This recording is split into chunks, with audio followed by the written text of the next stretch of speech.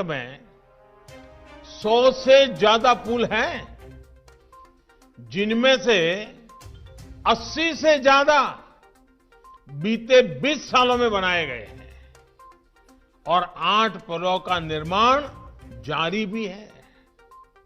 इसी तरह sewage treatment plants, इसकी कैपेसिटी बढ़ाई गई। आज सूरत में करीब 1 दर्जन सीवेज ट्रीटमेंट प्लांट्स हैं। सीवेज ट्रीटमेंट से ही सूरत को आज करीब 100 करोड़ रुपए की आय प्राप्त हो रही है। बीते सालों में सूरत में बेहतरीन आधुनिक अस्पतालों का निर्माण किया गया। इन सभी प्रयासों से सूरत में ईज ऑफ लिविंग बेहतर हुई। आज हम देखते हैं कि सूरत एक भारत श्रेष्ठ भारत का कितना बेहतर उदाहरण है।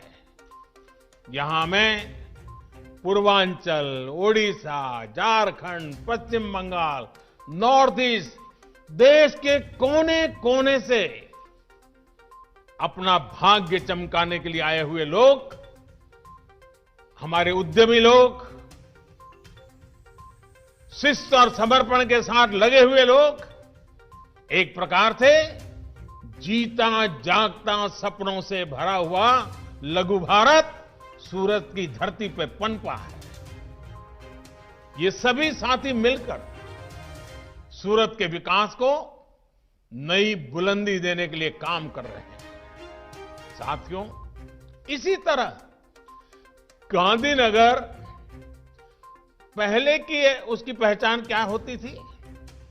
ये शहर सरकारी नौकरी करने वालों का, रिटायर्ड लोगों का एक प्रकार से ढीला ढाला सुस्त ऐसा एक क्षेत्र बन गया था। उसको शहर ही नहीं कह सकते। लेकिन पिछले कुछ सालों में हमने गांधीनगर की इस छवि को तेजी से बदलते हुए देखा है।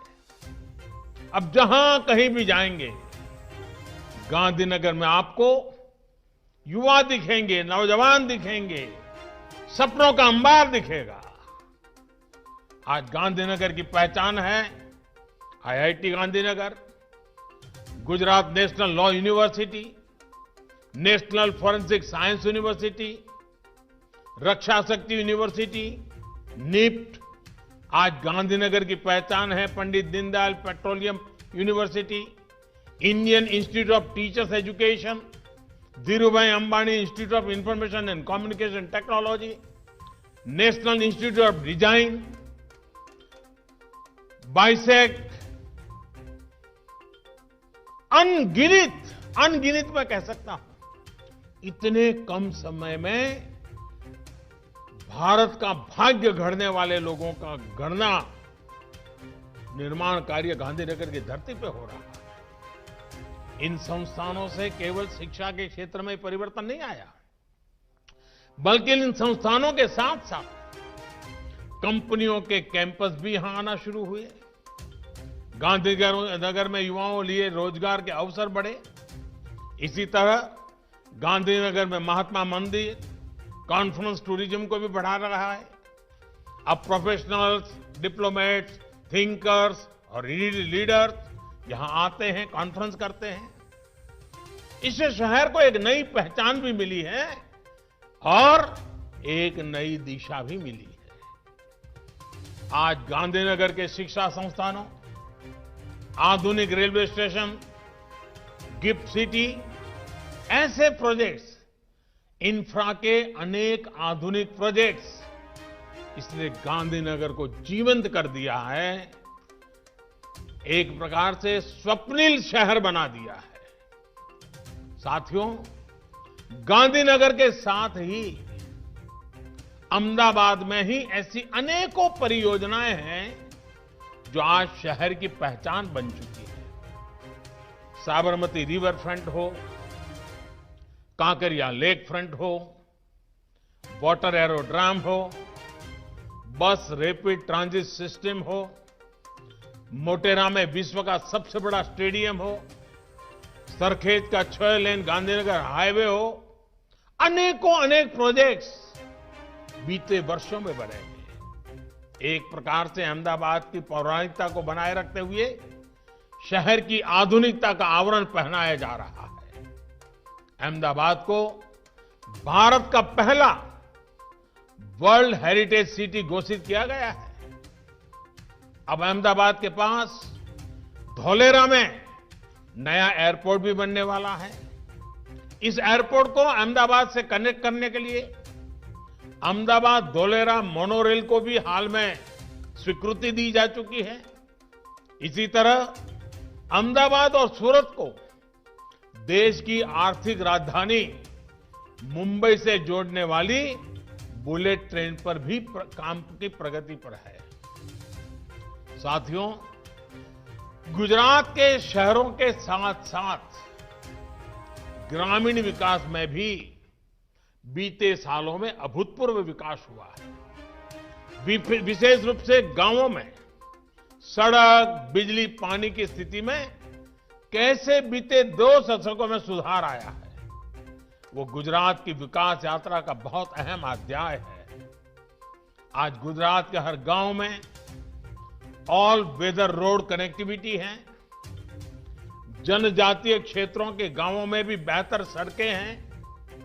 साथियों, हम में से अधिकांश ने वो दौर देखा है जब गुजरात के गांवों तक ट्रेन और टैंकरों से पानी पहुंचाना पड़ता था। आज गुजरात के हर गांव तक पानी पहुंच चुका है। इतना ही नहीं, अब करीब 80% घरों में नल से जल पहुंच रहा है। जल जीवन मिशन के तहत राज्य में 10 लाख नए पानी के कनेक्शन दिए गए हैं। बहुत जल्द गुजरात के हर घर तक नल से जल पहुंचने वाला है। साथियों, सिर्फ पीने का पानी ही नहीं, बल्कि सिंचाई के लिए भी आज गुजरात के उन क्षेत्रों तक पानी पहुंचा है जहां कभी सिंचाई की सुविधा असंभव मानी जाती थी। सपने में भी कोई सोचता नहीं था। सरदार सरोवर डैम हो, सौनी योजना हो, वाटर ग्रिड्स का नेटवर्क हो, गुजरात के सूखाग्रस्त क्षेत्रों को हरित करने के लिए बहुत व्यापक काम किया गया है। मां नर्मदा का पानी अब सैकड़ों किलोमीटर दूर कच्छ तक पहुंच रहा है। माइक्रो इरिगेशन के मामले में भी गुजरात देश के अग्रणी राज्यों में शामिल है। भाइयों और बहनों, गुजरात में कभी बिजली की भी भारी समस्या रहती थी। गांवों में तो और संकट भीषण था। आज गुजरात में पर्याप्त बिजली भी है और सौर ऊर्जा के निर्माण में देश का अग्रणी राज्य भी है। कुछ दिन पहले ही कच्छ में दुनिया के सबसे बड़े रिन्यूएबल एनर्जी के प्लांट के लिए काम शुरू हुआ है, जिसमें सोलार भी है, विंड भी है। आज किसानों तक सर्वोच्च योजना के तहत सिंचाई के लिए अलग से बिजली देने वाला गुजरात पहला राज्य बन रहा है। आरोग्य के क्षेत्र में गुजरात ने गांव-गांव में स्वास्थ्य सेवाओं को निरंतर सशक्त किया है। बीते 6 सालों में देश में स्वास्थ्य सेवा से जुड़ी योजनाएं शुरू हुई है, उनका भी लाभ गुजरात को बहुत व्यापक रूप से मिल रहा है। आयुष्मान भारत योजना के तहत गुजरात के 21 लाख लोगों को मुफ्त इलाज मिला है।